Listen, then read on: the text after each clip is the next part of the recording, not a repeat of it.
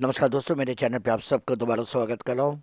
और आप देख ही रहे हो, शुरुआती मैंने मनदीप कावरा जी, विश्वनाथ जी और आदर्श श्रीवास्तव जो मेन कर्णधार है 10 दिसंबर के हिस्टोरिकल डिसीजन के पीछे सबसे ज़्यादा जिनके रोल है, इन तीनों के एक लाइव चैटिंग जो यूट्यूब में कल सर्कुलेट हुआ है, वो मैं शायद आप लोगों ने अगर मिस कर गए होंगे तो उनके आगे की प्लानिंग और कल के 7 जनवरी के कल उत्तराखंड के हाई कोर्ट में जो डेवलपमेंट होने वाला है, क्या स्ट्रैटेजी लिया जाएगा, कौन से प्लान अडॉप्ट करा जाएगा, प्लान बी अगर रिक्वायरमेंट हो तो प्लान बी की भी प्लानिंग है अप्लाई करने को।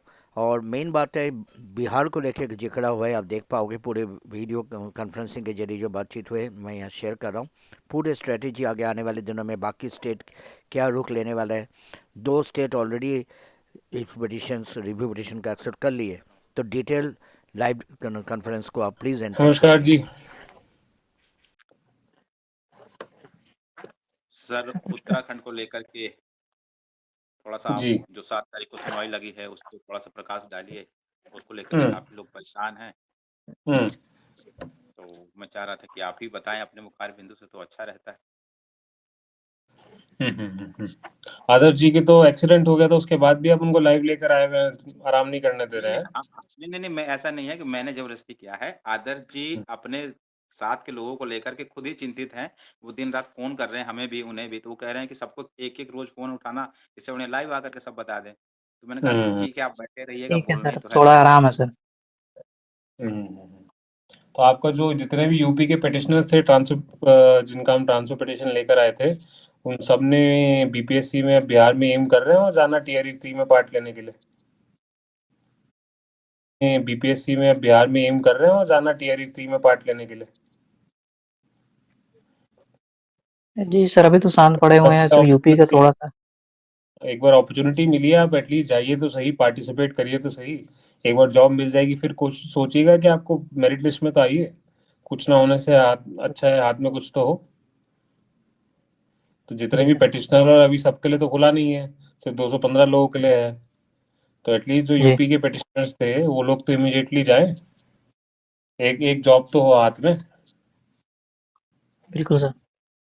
और अब मेरे ख्याल से आज भी कल बीपीएससी ने फिर कोई नोटिफिकेशन निकाला है, मेरे पास आया था एक ग्रुप पे। फिर से काउंसलिंग का उन्होंने कुछ डिटेल्स दी हैं। और हमारे ख्याल से सर बीपीएससी 3 और काउंसलिंग को रोकेगी, जब आपका मेल चला गया है और आपने फोन कॉल किए हैं तो उसके बाद। नहीं, उनका थोड़ा मेरे को जो व्यू था वो थोड़ा पॉजिटिव ही लगा।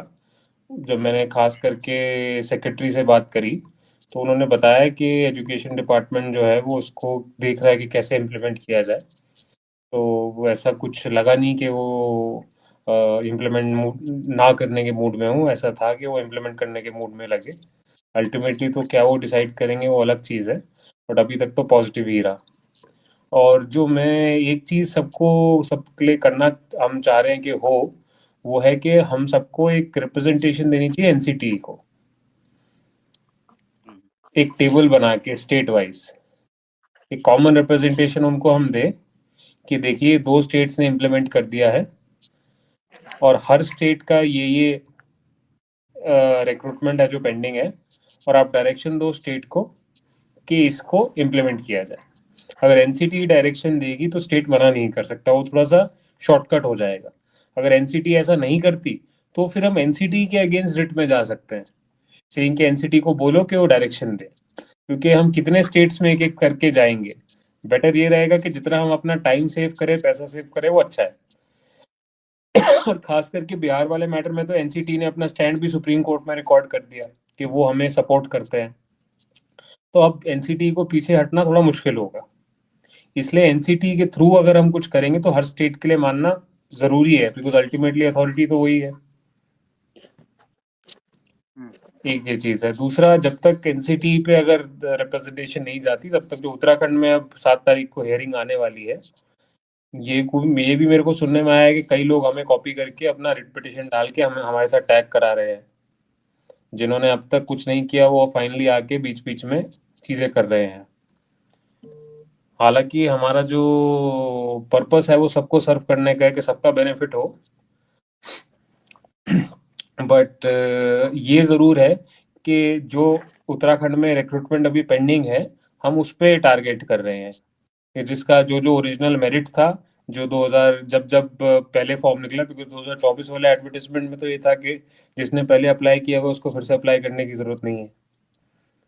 तो हम चाह रहे हैं कि जब ओरिजिनली जिसने अप्लाई किया था उसके बेसिस पे जो जो मेरिट आता है उसी बेसिस पे जॉब मिले। अगर अब किसी को कम मेरिट वाले को जॉब मिल गया तो उसको हटा के और जो ज़्यादा मेरिट वाला है उसको जॉब दी जाए। बिकॉज सिर्फ जॉब मिलना काफ़ी नहीं है, अपनी पसंदीदा जगह पे जॉब मिलना बड़ा इंपॉर्टेंट है, और जी जी अपने मेरिट के हिसाब से जॉब मिलना इंपॉर्टेंट है। और जिस दिन से दूसरों को जॉब मिली उस दिन से पेमेंट मिलना इंपॉर्टेंट है, बिकॉज आपकी क्या गलती थी? रिव्यू पिटिशन तो सुप्रीम कोर्ट में 1 साल से पेंडिंग था, जनवरी से पेंडिंग था। इसकी तो ये सूचना सब किसी चीज़ें रिव्यू पेंडिंग है, इसकी आपको सूचना भी दे दी गई थी, मेल के थ्रू भी दिया था आपने भी, हम्म बाय पोस्ट भी भेजा था, हमने भी दिया था, सूचना भी दी हम्म थी। हम्म। तो इसलिए इन्होंने भी बड़ा सब ज़रूरी है कि सिर्फ जॉब पे ना फोकस करा जाए, अपनी पसंदीदा जगह पे जॉब मिलनी चाहिए, और जो बैक अरियर्स है उस पर फोकस किया जाए, जो इंटरेस्ट है उस पर फोकस किया जाए। तो कहीं ना कहीं ये चीज़ें ज़रूरी है। और जब 2 स्टेट्स उसको इम्प्लीमेंट कर चुकी है तो और ज़्यादा दबाव पड़ेगा कि जब 2 स्टेट्स कर सकती है तो बाकी क्यों नहीं कर सकते। बिल्कुल सही। तो अभी 7 तारीख के लिए तो हम पूरा कोशिश करेंगे। हम वैसे तो उच्च न्यायालय का, उत्तराखंड उच्च न्यायालय का आदेश था कि इसको आफ्टर फ्रेश मैटर्स लगाया जाए। लिस्ट आएगी कल 7 तारीख की, पता चलेगा कि आफ्टर फ्रेश मैटर्स कब लगाते हैं, बट फिर भी हम इसको सुबह मेंशन कर देंगे 7 तारीख को, ताकि मैटर को स्पेसिफिक टाइम पे लिया जाए।